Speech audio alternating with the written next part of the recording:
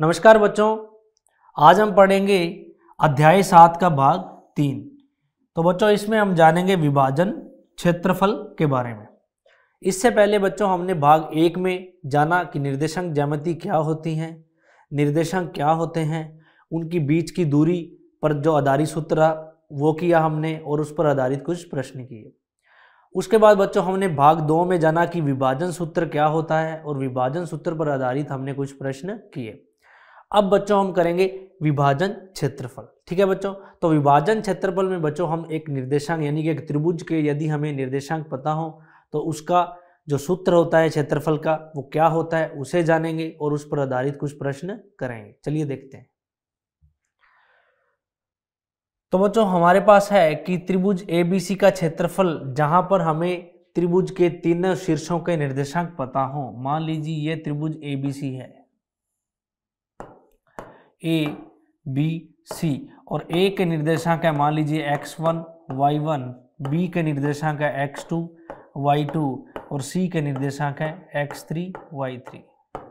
ठीक है बच्चों, तो यदि मुझे किसी त्रिभुज के तीनों निर्देशांक पता हो तो मैं उनका जो क्षेत्रफल है वो निकाल सकता हूं एक सूत्र से, और वो सूत्र होगा 1/2 गुणा में x1 ब्रैकेट में y2 माइनस y3 ब्रैकेट बंद, फिर प्लस में x2 ब्रैकेट में y3 माइनस y1 और ब्रैकेट बंद, फिर आएगा x3 ब्रैकेट में y1 माइनस y2 ब्रैकेट बंद। तो बच्चों इसको याद रखने का बड़ा ही आसान तरीका है। आप इसको लिखे 1/2 बड़ा ब्रैकेट, सबसे पहले आप x1 थोड़ी दूर बाद लिख दीजिए प्लस x2 और थोड़ी दूर बाद लिख दीजिए फिर x3। ठीक है बच्चों, x3 और इनके बाद में एक एक ब्रैकेट लगा दीजिए आप। और आगे आपको क्या करना है, सबसे पहले x1 x2 x3 लिखना है और फिर यहाँ लिखना है आपको y माइनस y और यहाँ भी लिखना है आपको y माइनस y और यहाँ भी लिखना है आपको y माइनस y। ठीक है बच्चों, और इसी उसके बाद आपको लिखना है यहाँ पर 23 31 12 23 31 12। क्या लिखना है 23 31 12 यानी कि 2 3 y2 y3 फिर 31 y3 y1 और y1 y2। ठीक है बच्चों, तो आप इसको इस आधार पर याद रख सकते हैं। सबसे पहले x1 plus x2 plus x3, फिर आप लिखेंगे उसमें y2 माइनस y3 फिर y3 माइनस y1 और y1 माइनस y2। ठीक है बच्चों, इस क्षेत्रफल के आधार पर हम यहाँ पर जो सूत्र से हम क्षेत्रफल निकाल सकते हैं। ठीक है बच्चों, अब आगे एक बड़ी ही महत्वपूर्ण बात है, ध्यान रखना कि 3 बिंदु क्या है, 3 बिंदु मान लीजिए ए बी और सी, इनके निर्देशांक है x1 y1 x2 y2 और x3 y3। इन 3 बिंदु यदि ये संरेखी हैं यानी कि एक ही रेखा पर स्थित हैं बच्चों, तो इन तीनों बिंदुओं से जो बनने वाला त्रिभुज होगा, इन तीनों बिंदुओं से जो बनने वाला त्रिभुज होगा उसका क्षेत्रफल हमेशा क्या होगा, 0 होगा। क्या होगा, 0 होगा। तो ध्यान से देखना, मैं लिखता हूं यहां पर 3 संरेखी बिंदुओं से बनने वाला त्रिभुज का क्षेत्रफल 0 होता है। क्या होता है, 0 होता है, यानी कि 0 के बराबर होता है। तो बच्चों ये हमें ध्यान रखना है कि यदि 3 बिंदु संरेखी हैं, एक ही रेखा पर स्थित है और उन बिंदुओं को जोड़कर अगर हम एक त्रिभुज बनाएं तो उस त्रिभुज का जो क्षेत्रफल होगा वो हमेशा 0 के बराबर होगा। तो क्योंकि उससे बच्चों ये तीनों संरेखी बिंदुओं से हम क्या है, त्रिभुज जो बनेगा उसका जो क्षेत्रफल क्या होगा, 0 होगा। तो आगे देखते हैं बच्चों क्षेत्रफल पर आधारित कुछ प्रश्न। तो सबसे पहले हमारे पास प्रश्न है, एक त्रिभुज है, उसका क्षेत्रफल ज्ञात करना है जिसके शीर्ष 1 -1 -4 6 और -3 -5 है। मान लीजिए ए बी और सी, इसके जो शीर्ष हैं वो है 1 -1 और इसके जो शीर्ष हैं वो है -4,6 और इसके शीर्ष हैं वो है -3,-5। ठीक है बच्चों, तो हमें इसका क्षेत्रफल निकालना है और इसे मान लेते हैं हम x1 y1, इसे मान लेते हैं हम x2 y2 और इसे मान लेते हैं हम x3 y3। ठीक है बच्चों, तो आगे देखते हैं। जो क्षेत्रफल होगा वो होगा 1/2 बड़ा ब्रैकेट x1 और यहाँ होगा y2 माइनस y3 और फिर प्लस होगा x2 और ब्रैकेट में आएगा हमारे पास 23 31, तो y3 माइनस में y1 और फिर आएगा हमारे पास प्लस में x3 और ब्रैकेट में आएगा y1 माइनस में y2। 23 31 12 क्या होगा? 23 31 12। ठीक है बच्चों, तो अब इसे करते हैं हम। तो 1/2 x1 देखो हमारा क्या है, x1 है हमारे पास 1 गुणा में y2 है बच्चों हमारे पास 6 माइनस y3 है हमारे पास -5 प्लस x2 है हमारे पास बच्चों -4 और y3 है हमारे पास -5 और y1 है हमारे पास -1। यहाँ -1 लिखना है, प्लस में x3 और x3 है बच्चों हमारे पास -3 और यहाँ पर y1 है हमारे पास -1 और y2 है हमारे पास 6 तो -6। चलिए करते हैं इसे। तो 1/2 ध्यान से देखिए, यहाँ पर माइनस माइनस होगा प्लस, तो 6 + 5 11 एकम 11। आगे देखिए ये हो जाएगा -5 और माइनस हो जाएगा +1, -5 और +1 होगा -4 और -4 जब -4 से गुणा होगा तो बच्चों हो जाएगा +16।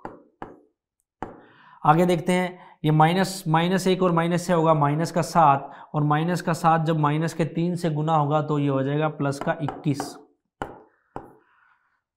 तो बच्चों ये हो जाएगा हमारे पास 1/2 गुणा में 11 और 16 बच्चों होता है 27 और 1 28 और 20 होता है 48 और इससे हम काटेंगे तो ये आएगा 24। क्या आएगा? 24। तो यानी कि इस त्रिभुज का जो क्षेत्रफल होगा वो आएगा 24। क्या आएगा? 24। तो 24 इकाइयों के बराबर होगा इस त्रिभुज का क्षेत्रफल। क्या होगा? 24 इकाई। आगे देखते हैं अगला प्रश्न। अगला प्रश्न है कि बिंदुओं A 5,2, B 4,7 और C 7,-4 से बनने वाले त्रिभुज ABC का क्षेत्रफल ज्ञात कीजिए। ठीक है बच्चों, तो ये हमारे पास त्रिभुज है ABC और इसके जो निर्देशांक हैं वो 5,2 हैं और B के निर्देशांक 4,7 हैं और C के निर्देशांक 7,-4 हैं और जो त्रिभुज का जो क्षेत्रफल होगा वो बराबर होगा 1/2 बड़ा ब्रैकेट x1 और यहाँ पर आएगा 23, तो y2 माइनस में y3 23 प्लस में x2 और बीच में आएगा 31 यानी कि y3 माइनस में y1 और प्लस में आएगा बच्चों x3 और आएगा 12 यानी कि y1 माइनस में y2। 23 31 12। तो इस आधार पर इसको आप याद रख सकते हैं।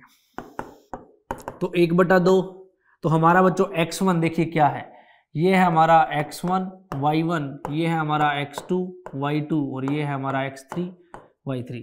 तो x1 है हमारा 5 ब्रैकेट में y2, तो बच्चों y2 है हमारा 7 माइनस y3 और y3 है हमारा -4, तो माइनस और -4 प्लस में फिर आएगा बच्चों x2 और x2 है हमारा यहाँ पर 4 और y2 है हमारा बच्चों 7 माइनस y1 और y1 है हमारा 2 प्लस में x3, तो बच्चों x3 देखिए क्या है, तो x3 है हमारे पास 7 और y1 है हमारे पास 2 और y2 है हमारे पास 7, तो 2 माइनस 7।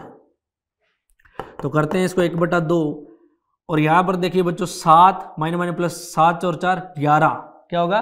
माइनस हो जाएगा प्लस 7 4 11 और 11 को 5 से गुणा करोगे तो आएगा 55।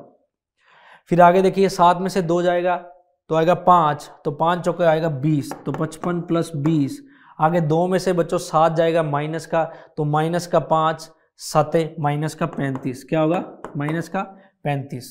तो ये होगा 1/2, 55 और 20 होगा बच्चों 75, और 75 में से 35 जाएगा, तो 75 में से 35 गया तो बचा हमारे पास 40, और इसको काटेंगे तो इस त्रिभुज का जो हमारे पास क्षेत्रफल आएगा वो 20 इकाइयों के बराबर होगा। क्या होगा 20 इकाई। बच्चों यहाँ पर हमारे पास इकाई नहीं है, इसलिए हम यहाँ पर सेंटीमीटर या मीटर नहीं लिख सकते, इसलिए हम यहाँ लिखेंगे जो क्षेत्रफल है वो 20 इकाइयाँ होगा। तो आगे देखते हैं अगला प्रश्न।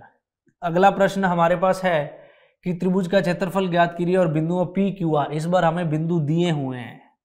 तो ये हमारा बिंदु P है, क्या क्यू आ रहा है। यहाँ पर जो बिंदु के निर्देशांक है वो है माइनस में 1.5, 3, और क्यू के निर्देशांक हैं हमारे पास 6, -2, और आर के निर्देशांक है बच्चों हमारे पास -3, 4। और त्रिभुज का क्षेत्रफल ज्ञात करते हैं। तो जो क्षेत्रफल होगा पी क्यू आर का, त्रिभुज पी क्यू आर का क्षेत्रफल होगा वो होगा 1/2 बड़ा ब्रैकेट x ब्रैकेट में 23, 31, 12, 23 प्लस में x2, उसके बाद 23 के बाद में पहले आएगा 23, फिर आएगा 31, और फिर आएगा बच्चों 12, यानी कि y1 plus y1 minus y2। तो आप याद रखते हैं x y2 minus y3 plus x2 bracket में y3 minus y1 plus x3 bracket में y1 माइनस y2। चलिए करते हैं। तो ये होगा 1/2, और x है हमारे पास बच्चों, x1 है हमारे पास, ये है x1 y1, तो x1 है हमारे पास माइनस का 1.5, और y2 है बच्चों हमारे पास, y2 है हमारे पास, ये है हमारा x2 y2, और y2 है हमारे पास माइनस का 2, और y3 यानी कि y3 है हमारे पास -4, तो माइनस का 4 होगा, प्लस x2, तो x2 है बच्चों हमारे पास 6, और y3 यानी कि y3 है हमारे पास 4, माइनस y1, तो y1 है बच्चों हमारे पास 3, प्लस x3, और x3 है बच्चों हमारे पास माइनस का 3, और उसके बाद y1, और y1 है हमारे पास 3, माइनस में y2, और y2 है हमारे पास माइनस का 2। चलिए देखते हैं।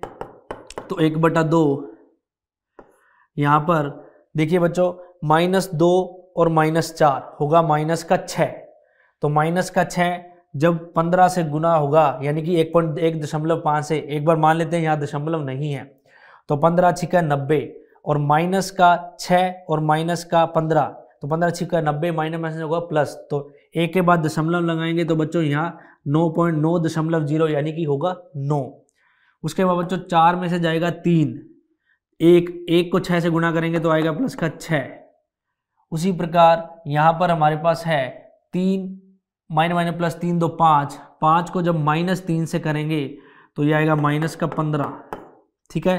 तो 1/2, 9 और 6 होगा 15, 15 माइनस 15 होगा 0, तो 1/2 गुणा 0, तो बराबर में 0/2 बराबर में आएगा 0, क्या आएगा 0।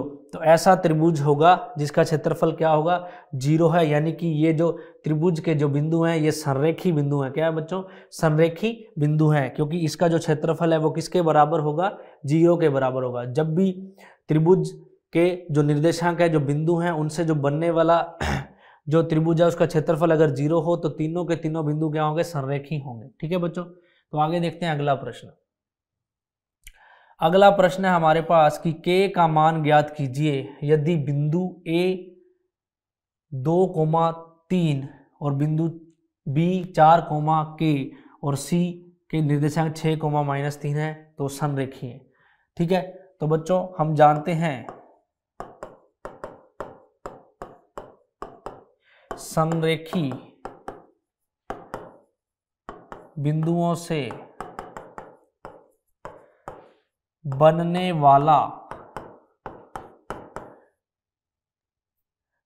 वाले त्रिभुज का क्षेत्रफल 0 होगा। क्या होगा, 0 होगा। ठीक है, तो हम लिखते हैं यहां पर त्रिभुज का जो क्षेत्रफल वो क्या होता है 1/2 x1 ब्रैकेट में 23, 31, 12 तो 23 प्लस x2 31 तो y3 माइनस में y1 प्लस में x3 यानी कि 12 y1 माइनस में y2। ठीक है बच्चों, तो ये बराबर होगा, इस बार क्षेत्रफल क्या है हमारे 0 के बराबर है। तो 1/2 ब्रैकेट में x1। अब बच्चों ये ध्यान से देखना, ये है हमारा x1 y1, ये है हमारा x2 y2 और ये है हमारा x3 और y3।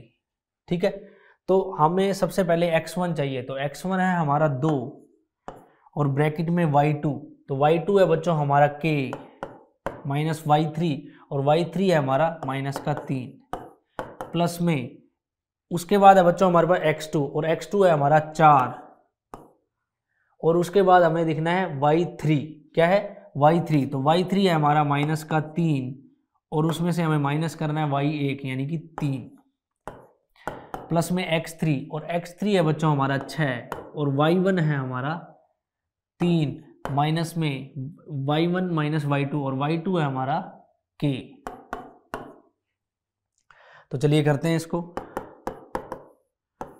तो सबसे पहले देखो k माइनस माइनस होगा प्लस, तो 3 प्लस k हो जाएगा, क्या हो जाएगा k प्लस 3 और अंदर गुना करेंगे तो ये आ जाएगा 2k और 2 3 6, 2k प्लस 6।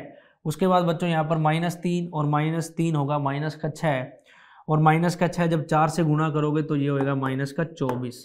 ठीक है, उसी प्रकार आगे 6 का 3 से करेंगे तो प्लस 18 और 6 का माइनस k से करेंगे तो माइनस का 6k, क्या होगा माइनस का 6k। ये बटो 1/2 जब उधर जाएगा, ये 1/2 जब उधर जाएगा 0 से तो ये 0 ही हो जाएगा, तो 0 बराबर होगा 2k और माइनस का 6k, तो ये हो जाएगा माइनस का 4k। और बच्चों यहाँ पर देखो 18 और 6 होगा 24 और 24 में से 24 जाएगा तो होगा 0, तो 4k प्लस 0, तो इसको हम इधर ले आएंगे, माइनस का 4k बराबर होगा 0, तो k बराबर होगा 0/-4, तो k बराबर भी आएगा 0। तो k कितना आएगा बच्चों 0 आएगा। यहाँ पर हमने इसको किया 2 -3 प्लस 3 2 3 6 और इसके बाद हमने किया -3 -6 और यहाँ पर हो जाएगा -24। उसके बाद हम करेंगे 6 3 18 प्लस का और 6 माइनस का 6 के। ठीक है बच्चों, तो यहाँ पर जो k का मान आएगा वो हमारा आएगा 0। आगे हमारे पास प्रश्न कि यदि a के निर्देशांक है -5, 7, b के निर्देशांक है -4, -5 और c के निर्देशांक है -1 और -6 और d के निर्देशांक है 4, 5। ये चतुर्भुज है बच्चों ABCD और इसका क्षेत्रफल निकालना है। तो बच्चों सबसे पहले हम एक चतुर्भुज बना लेते हैं और ये है हमारे पास चतुर्भुज ABCD और बच्चों a के निर्देशांक है -5, 7, b के निर्देशांक है -4, -5 और c के निर्देशांक है -1, -6 और d के निर्देशांक है 4, 5। अब बच्चों इसका क्षेत्रफल निकालना है, इसके लिए हम एक विकर्ण बनाएंगे AC। अब हमारे पास ऐसा करने से दो त्रिभुज बन गए, एक त्रिभुज ABC और एक ADC। यदि हम इन दोनों त्रिभुजों का क्षेत्रफल निकाल लें त्रिभुज क्षेत्रफल के सूत्र से तो बच्चों उनको जो जोड़ देंगे और वो किसका क्षेत्रफल होगा चतुर्भुज का क्षेत्रफल। तो सबसे पहले हम निकालते हैं ABC का क्षेत्रफल। तो उसके लिए बच्चों ये हम मान लेंगे x1 y1, ये हम मान लेंगे x2 y2 और ये मान लेंगे हम x3 y3। तो चलिए करते हैं। तो त्रिभुज ABC का क्षेत्रफल, तो बच्चों क्षेत्रफल का सूत्र हमें पता है 1/2 बड़ा ब्रैकेट x1 गुणा में y2 माइनस में y3 प्लस में x2 और ब्रैकेट में y3 माइनस में y1 और प्लस में x3 और आएगा y1 माइनस में y2। ये सूत्र है बच्चों। ठीक है, अब मान रखते हैं इनका। तो 1/2 x1 है बच्चों हमारा -5, y2 है हमारा -5 -y3 और y3 है हमारा -6, तो माइनस माइनस प्लस हो जाएगा बच्चों। प्लस में x2, तो x2 है हमारा इस बार, x2 है हमारा -4 और y3 है हमारा -6 और उसमें से y1 घटाना है यानी कि 7 घटाना है, तो -7 प्लस में x3 है बच्चों हमारा -1 और y1 -y2, तो y1 है हमारा 7 माइनस y2 और y2 है हमारा -5, तो बच्चों माइनस माइनस क्या हो जाएगा प्लस।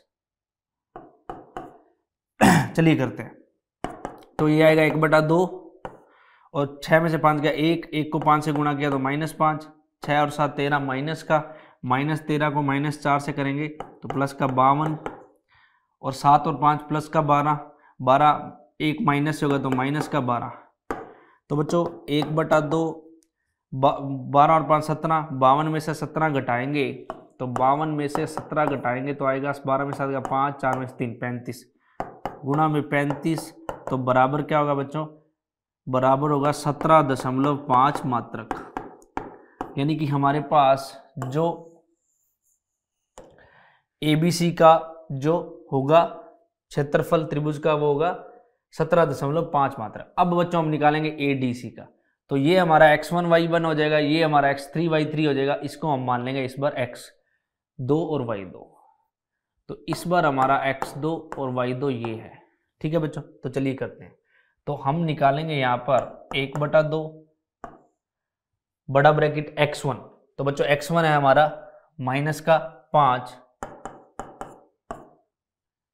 और y उसके बाद y2 माइनस में y3, तो y2 बच्चों हमारा इस बार 5 माइनस में y3 और y3 है हमारा -6, तो माइनस माइनस क्या हो जाएगा प्लस। आगे हम करेंगे उसके बाद x2 और इस बार x2 है हमारा +4 और उसके बाद हम करेंगे y3 माइनस y1 और बच्चों जो हमारा y3 है वो है हमारा -6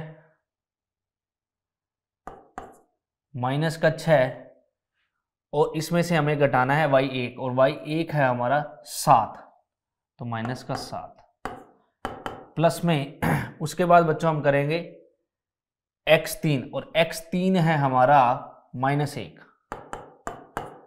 और गुना में y1 माइनस y2 और y1 है बच्चों हमारा -5 और 7, y1 है हमारा 7 माइनस y2 और y2 है हमारा बच्चों 5, तो 7 - 5।